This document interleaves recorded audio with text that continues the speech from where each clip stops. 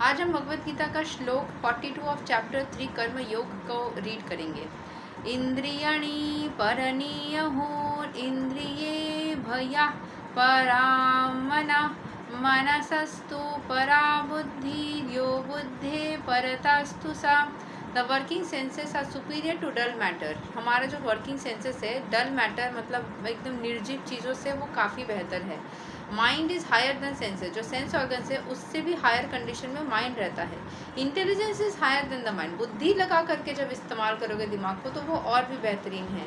And the soul is even higher than the intelligence. जो soul है, जो हृदय है हमारा, जो एनर्जीज है हमारे अंदर, वो इससे भी हायर होता है, इंटेलिजेंस से भी हायर होता है। जो हृदय की जो सोल लेवल की एनर्जीज है, जो सोल है, हृदय नहीं बोलूँगी, सोल बोलूँगी, जो आत्मा है वो हमारे इंटेलिजेंस से भी ऊपर जाकर है। The senses are different outlets for the activities of lust. जो हमारे सेंसेस है वो अलग अलग आउटलेट है जिससे कि हम हवस के भावना में आ सकते हैं। Lust is reserve with in the body but it is given went through the senses. जैसे हम भक्ति करना स्टार्ट करते हैं ना, वो लस्ट की भावना, इसीलिए बहुत बार भक्ति जब शुरू करते हैं इंसान के अंदर कामुकता बढ़ती है, क्योंकि वो जो कामुकता शरीर के अंदर विष के स्वरूप, जैसे हमारा शरीर जो है वो समुद्र जैसा है, ठीक है। और समुद्र के अंदर जैसे ही हम भक्ति करना स्टार्ट करते हैं, मंथन होना शुरू होता है। नेगेटिव और पॉजिटिव फोर्सेस एक साथ में हमारे शरीर के अंदर मंथन करता है। जैसे समुद्र मंथन में सबसे पहले निकला था विष, बिल्कुल उसी तरह हमारे शरीर से जैसे हम भक्ति का थोड़ा सा ज़्यादा भक्ति करने लगते हैं, थोड़ा थोड़ा करके लस्ट एनर्जीज निकलने लग जाती है, नेगेटिविटी निकलने लग जाता है, और हमारे मन में वो सारी भावनाएं, क्योंकि मन है सागर है, उसमें महादेव का प्रेजेंस होना इसीलिए ज़रूरी है। पहले से ही थोड़ा महादेव को हम बुला करके सिर्फ उसके बाद में भक्ति करें तो महादेव उस विष को अपने अंदर ले लेंगे। अगर आप नहीं करते हो भक्ति एकदम शुरू से ही, आप पूरी तरीके से पूर्ण अमृत को प्राप्त करने के लिए विशेष रूप से, विशाल रूप से भक्ति करोगे तो वो निकलने दौरान आपको बहुत तकलीफ होगी।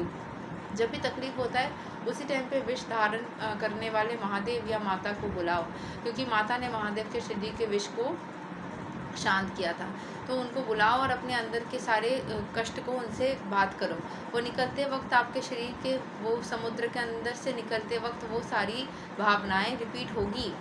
Therefore the senses are superior to the body as a whole. जो सेंसेस है वो बॉडी से भी सुपीरियर है, क्योंकि वो लस्ट को निकाल देता है, निकालने का आउटलेट है। This outlets are not in use when there is superior consciousness और कृष्ण कॉन्शियसनेस।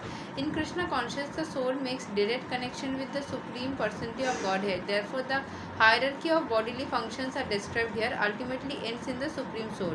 कृष्ण कॉन्शियसनेस में सोल जो है वो डायरेक्ट कनेक्शन बना लेता है परमेश्वर के साथ में, इसीलिए देयरफॉर जो हायरार्की ऑफ बॉडीली फंक्शंस यहाँ पे बोला गया है वो है अल्टीमेटली सोल से ही कनेक्शन, सुप्रीम सोल से ही हमारा कनेक्शन बनता है।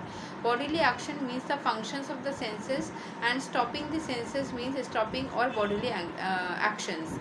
जब बॉडीली एक्शन हम करते हैं तो सेंसेस भी काम करते हैं, जब हम बॉडीली एक्शन नहीं करते हैं तो सेंसेस काम करना बंद करते हैं। सेंसेस को काम करवाना बंद कर देंगे तो बॉडीली एक्शन भी बंद हो जाएगा। But since the mind is active and even though the body may be silent and at rest the mind will act. दिमाग तो लेकिन काम करेगा, आप रेस्ट में रहो, कहाँ हाथ पैर ना चलाओ, फिर भी आपका माइंड काम करेगा। दिमाग में आ सकती है वैसे सोच, जो गलत सोच है वो दिमाग में बिल्कुल आ सकती है। As it does during the dreaming, सपने भी देखते हैं, सोते हुए भी हमारा दिमाग चलता रहता है। But above the mind is the determination of intelligence. लेकिन दिमाग में अंदर लोग बोलते हैं दिमाग में ऑटोमेटिकली गंदे सोच आ जाता है, गंदे सोच आएंगे, बट आपकी बुद्धि जो है वो खुद उसको बोलेगा कि ये गलत है भाई, इसको सोचना बंद करो। And above the intelligence is the soul proper. Intelligence से भी ऊपर है हमारा हृदय, जो इस चीज़ को समझ करके रोकता है। If therefore the soul is directly engaged with the supreme naturally in all other subordinates, namely the intelligence, mind and senses, will be automatically engaged in the Katha Upanishad. There is a similar passage in which it is said that the objects of sense gratification are superior to the senses and the mind is superior to the sense objects. तो कथा उपनिषद में भी ये चीज़ mentioned है, जो objects है of sense gratification वो superior है सेंसेस से, और जो माइंड है वो सुपीरियर है सेंस ऑब्जेक्ट्स से। If therefore the mind is directly engaged in the service of the Lord constantly, अगर हमारा माइंड जो है जैसे ऑब्जेक्ट्स जो है उससे ऊपर सेंसेस है और सेंसेस से ऊपर है माइंड, और माइंड अगर हमेशा भगवान पे लगा रहेगा तो सेंसेस का कोई मतलब चांस ही नहीं है कि वो कुछ और सोच पाए। दिस मेंटल, क्योंकि वो कंटिन्यूसली जब मतलब महादेव बोलो या भगवान बोलो, उनकी प्रेजेंस होगी ना, तो वो जब नेगेटिविटी निकलेगी तो आप फिर भी बच जाओगे। The mental attitude has already been explain. परम दृष्ट्वा निवार्तते। If the mind is engaged in the transcendental service of the Lord, there is no chance of it being engaged in lower propensities. गलत चीज़ों में आपका माइंड बिजी नहीं हो पाएगा अगर आप ईश्वर का सोच रखोगे हमेशा। In the Katha Upanishad the soul has been described as mahan, the great. Soul को महान बोला गया।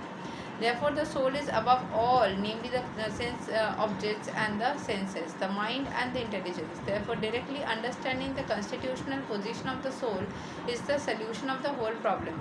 With intelligence, one has to seek out the constitutional position of the soul and then engage the mind always in Krishna consciousness. Intelligence के साथ में हमें अपने position को, जो कॉन्स्टिट्यूशनल पोजीशन है सोल का, वो माइंड के साथ में कृष्ण कॉन्शियसनेस, माइंड को कृष्ण कॉन्शियसनेस के साथ में जोड़ करके हमारे सोल को और भी ऊंचा लेवल तक लेके जाना है। That solves the whole problem. A neophyte spiritualist is generally advised to keep aloof from the objects of the senses, but aside from that, one has to strengthen the mind by use of intelligence. If by intelligence one engages one's mind in Krishna consciousness by complete surrender unto the Supreme Personality of Godhead, then automatically the mind becomes stronger. अगर हमारे दिमाग को बुद्धि लगा करके हम ईश्वर के प्रति समर्पित कर दे, तो ईश्वर के प्रति समर्पित करने से ही हमारा माइंड और शक्तिशाली हो जाएगा। फिर इंटेलिजेंस की अलग से ज़रूरत नहीं पड़ेगी, या फिर इंटेलिजेंस हमारे माइंड के साथ जोड़ करके वो हमेशा बुद्धि देगा माइंड को कि नहीं, माइंड के अंदर ऑटोमेटिकली अच्छी चीज़ें आएगी, नेगेटिव चीज़ें आएगा ही नहीं। अलग से बुद्धि लगाने की ज़रूरत नहीं पड़ेगी, क्योंकि बुद्धि का काम करने से पहले ही दिमाग से ही रास्ते चलेगा। By complete surrender unto the supreme personality of Godhead. And even though the senses are very strong, like serpents, जैसे सेंस ऑर्गन जो है वो सांप जैसा है, they will no more effective than serpents with broken fangs. दांत टूटा हुआ सर्प के अंदर कोई शक्ति नहीं होती। तो जब भी हमारा सेंसेस जो है ईश्वर के सानिध्य में या उनके आशीर्वाद से या उनकी कृपा से बहुत ज़्यादा सेंस ऑर्गन शक्तिशाली हो जाएगा, तो वो सर्पेंट्स जो है वो बिल्कुल ही काम के नहीं रहेंगे। But even though the soul is the master of intelligence and mind and the senses also, still unless it is strengthened by association with Krishna and Krishna consciousness, there is every chance of falling down due to the agitated mind. दिमाग को का हमेशा ही chance है कि Krishna consciousness में अगर हम ना रहे, unless it is strengthen by association with Krishna and Krishna consciousness, तब तक उस माइंड का हमेशा ही चांस रहेगा कि वो दोबारा गिरे या दोबारा समस्या में आए। तो कंटिन्यूसली, सिर्फ एक बार कर लिया हो गया ऐसा नहीं, कंटिन्यूसली माइंड को कृष्ण कॉन्शियसनेस में लगा के रखना पड़ेगा। यही तक आज का श्लोक। हरे कृष्णा, राधे राधे, जय श्री राम।